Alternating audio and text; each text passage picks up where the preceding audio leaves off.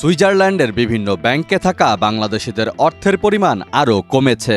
গত এক বছরে দেশটির বিভিন্ন ব্যাংক থেকে বাংলাদেশিরা প্রায় 4.25 কোটি সুইস ফ্রা তুলে নিয়েছেন বা অন্যত্র সরিয়েছেন। এতে করে সুইজারল্যান্ডের বিভিন্ন ব্যাংকে বাংলাদেশিদের জমা অর্থের পরিমাণ 28 বছরের মধ্যে সর্বনিম্ন পর্যায়ে নেমেছে।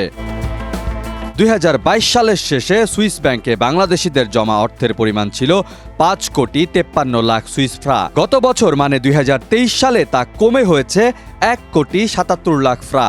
অর্থাৎ এক বছরে দেশটির ব্যাংক থেকে বাংলাদেশিরা 3,76,00,000 ফ্রা সরিয়ে নিয়েছেন। সুইস ব্যাংকে 2023 সালের শেষে বাংলাদেশিদের 1,77,00,000 ফ্রা জমা ছিল, যার মূল্য দেশীয় মুদ্রায় প্রায় 234 কোটি টাকা। অথচ 2022 সালে এর পরিমাণ ছিল প্রায় 730 কোটি টাকা। শুধু উত্তোলন নয়, 2 বছরে সুইস ব্যাংকে বাংলাদেশিদের জমা অর্থের পরিমাণও কমেছে। সুইস ব্যাংক থেকে হঠাৎ কেন বাংলাদেশিদের টাকা সরানোর হিড়িক পড়ল, এমন প্রশ্ন জাগতেই পারে।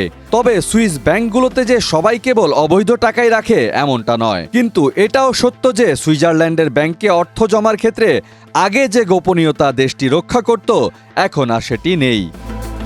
সুইজারল্যান্ডের ব্যাংকে বাংলাদেশ ব্যাংক সহ দেশের বাণিজ্যিক অনেক ব্যাংকও বৈধ অর্থ জমা রাখে। ধারণা করা যায় সাম্প্রতিক অর্থনৈতিক সংকটের কারণে হয়তো বাংলাদেশ ব্যাংক সহ বাণিজ্যিক ব্যাংকগুলো তাদের অর্থ তুলে নিয়েছে, এজন্য জমা টাকার পরিমাণ কমে আসতে পারে। তবে সুইস ব্যাংকে বাংলাদেশিদের টাকা কমে আসছে মানে টাকা পাচার কমেছে, এমনটা ভাবা ভুল হবে। বাস্তবতা হচ্ছে সুইজারল্যান্ডের বাইরে এখন পাচারের অর্থ গোপন রাখার সুবিধা দিচ্ছে অনেক দেশ। সেসব দেশে এখন পাচারের অর্থের বড় অংশই চলে যাচ্ছে। ডেস্ক রিপোর্ট, দেশ রূপান্তর।